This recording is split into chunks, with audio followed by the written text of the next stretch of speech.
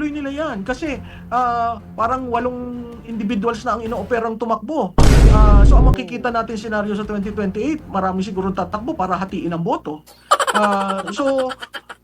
I've never seen itong demolition job kay Vice President Duterte is far more greater than the demolition job done on then Speaker Senate President Villar and then si Vice President Binay. Ito kasi walang pahinga kay VP Sara since 2023. So makikita mo parang lahat ng plano nila ipolitika. Parang lahat ang plano nila gamitin ang pondo ng bayan para sa politika na makakatalo kay Sara Duterte at mapropromote ang kanilang kandidato. Tungkol isipin pero nagagamit sa maling paraan ang pondo ng taong bayan para lamang sa ganun pabagsakin itong si VP Sara. Pero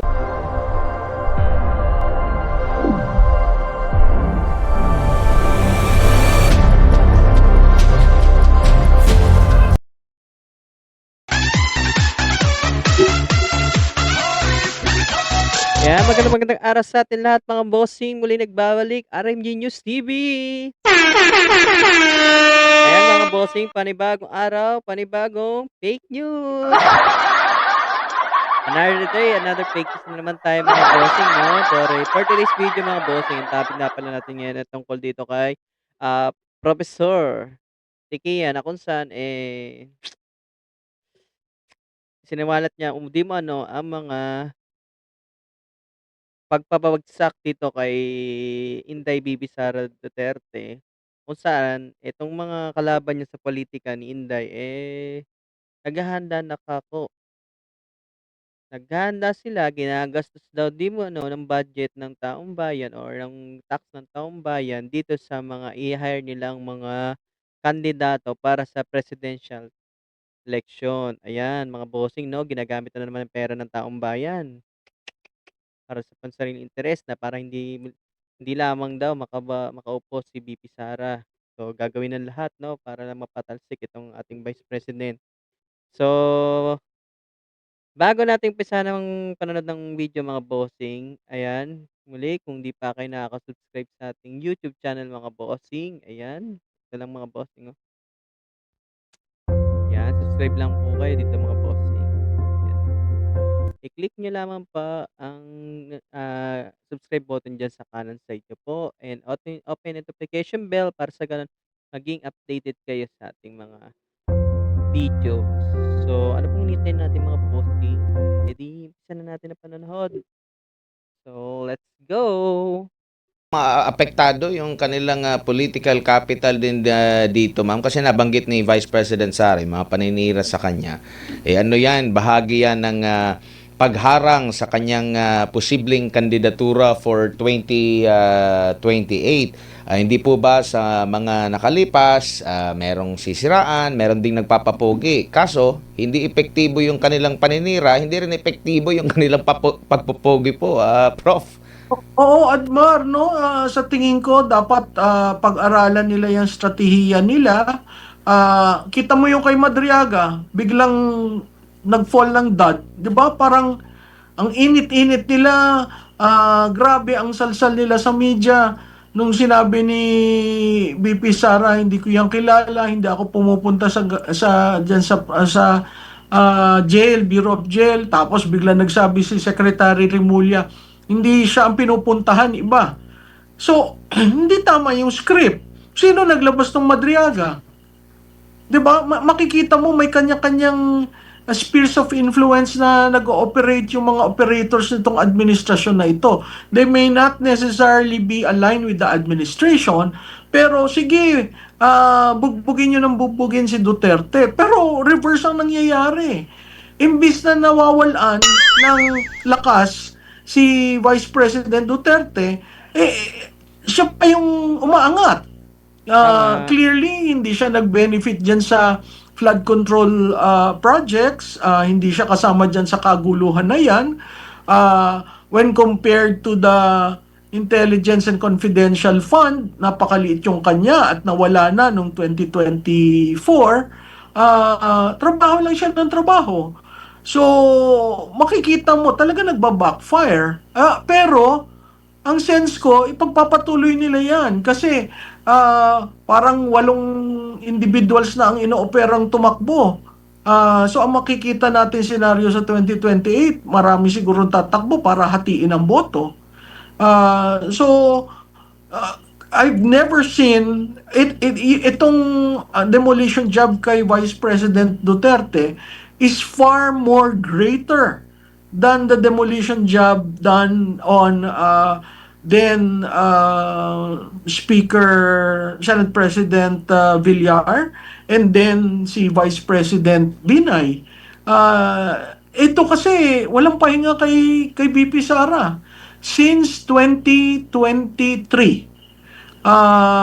So makikita mo, parang lahat ng plano nila ipolitika, parang lahat ang plano nila gamitin ang pondo ng bayan para sa politika na makakatalo kay Sara Duterte at mapropromote ang kanilang kandidato.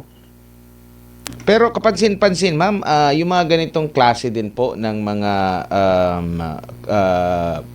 paninira, di ba, hindi rin ito naging effective kahit pa noon pa, kahit sa panahon ng tatay niya, kahit nung tumatakbo pa sila sa posisyon, tumatakbo yung tatay niya sa pagka-presidente, during sa kanyang termino, bumaba siya, may mataas na grado. Itong si Vice President Sara naman, galing sa LGU, galing sa lokal, naging national figure, ganun din mataas pa rin yung kanya pong grado sa taong bayan. Parang hindi sila natuto sa kanilang mga nagiging hakbang. Parang akala nila na yung nagawa sa nabanggit nyo po kay Senate President Villar and si former Vice President Binay, tingin nila naging epektibo, pero meron na silang history during sa past administration na sa kabila ng paninira, siguro nagtagumpay sila doon sa pagpapadala sa ICC, pero yung paninira parang hindi nagre-reflect sa mata ng taong bayan.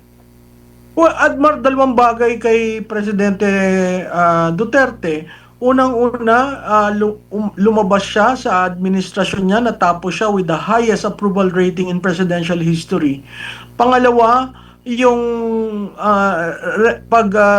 rendition na ginawa sa kanya sa ICC, no? Yun paulit-ulit na sa tingin ko ang supporter base ng Duterte lumakas dahil dun sa nangyari. Nakita naman natin ng 2025 election. So yung mga ibang analyst na nagsasabi na wala na, nanghina na ang Duterte, wala na mga OFW, yun ay propaganda. Dahil nakikita naman natin no, ang tulong na ginagawa from The Hague and in other cities of and countries of the world na pag pumupunta doon ang Vice Presidente, talagang sinasalubong siya. Ang difference lamang between Presidente Digong at si Vice President Sara, si Presidente Digong kasi surprise hindi siya nasa realm ng national politics, sinupresa ang lahat. Kaya nagulat ang taong bayan, no? Very authentic leader. Hindi nga natin sa national politics kasi hindi sanay ang taong bayan sa nagmumura o yung pananamit, etc. etc. Pero pag nakita mo si Vice Presidente naman, nanilbihan ng national. So ang nakikita kaagad yung attitude ni Vice President, nakikita yung work ethic niya, nakikita na diretso na ako ang pinaka top of mind ko nung sinabi niya wala naman akong barkadang politiko, wala namang malapit sa akin. Tapos itong Kapaskuhan nung sinabi niya na ba't naman ako mag-greet, di ba?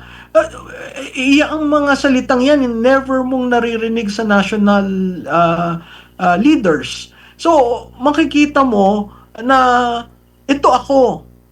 Tanggapin nyo ako o hindi, ito ako.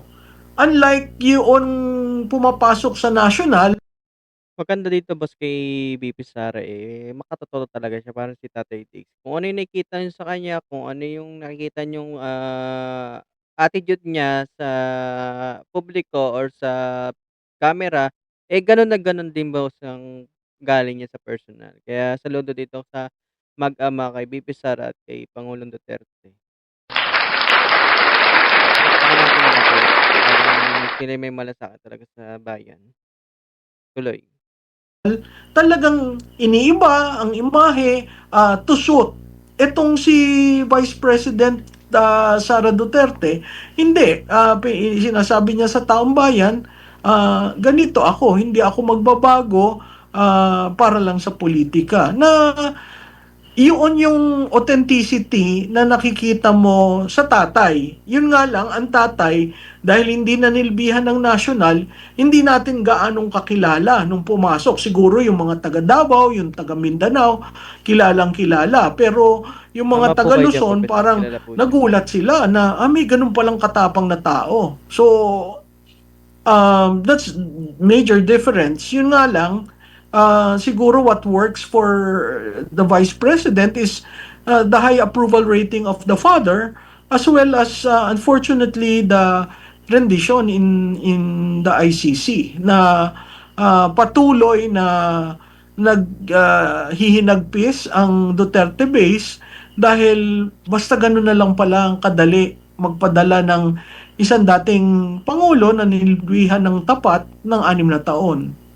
Opo, siguro bilang panghuli na lang po, ma'am, ang ating mga kababayan siguro na busy lang ba ngayong panahon ng Kapaskuhan, pero babalik yan after ng New Year, maalala pa rin nila na merong ganitong ipinangako ang presidente at hanggang ngayon wala pa rin ang naging pangako, yung mga tingin nila ay sangkot dito sa sa anomalya, naging merry at happy pa rin yung kanilang Christmas at New Year kasi hindi pa sila na bilanggo, Prof.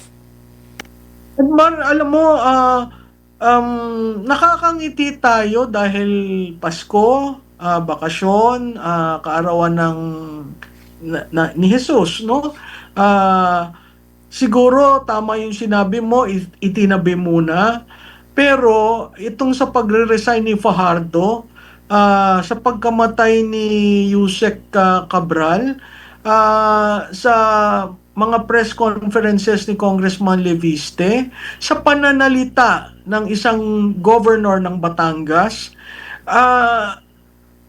lalong nagiging masidhi ang hinaing ng bayan, lalong nagngingit-ngit ang Pilipino dahil patuloy na binubudol sila dito sa mga nadidiscover natin. Hindi maliit na pera ang 1.2 trillion na nawala ng 3 taon. Uy. Hindi maliit na pera ang 6.7 trillion na aaprubahan sa 2026 budget. Kaya napakahalaga na tayo'y continue natin ang ating pagsunod at huwag tayong bumitaw kasi alam naman natin na pag bumitaw ang media, bumitaw ang taong bayan, walang mangyayari. At sana hindi na tayo maulit na magkaroon na naman ng Napoles 2. Pero this time around, institutional na at syndicated na ang pambubudol. Prof, maraming salamat po sa inyong oras at panahon ngayong gabi sa uli. So yun ang mga bossing, dito na natin natatapos ang ating panonood na ng video. Bale, ang reaction na natin mga bossing, ayan, bale kung nagustuhan niyo ang panonood ng ating video, muli ay inimbitahan kayo mag-subscribe sa ating YouTube channel mga boss.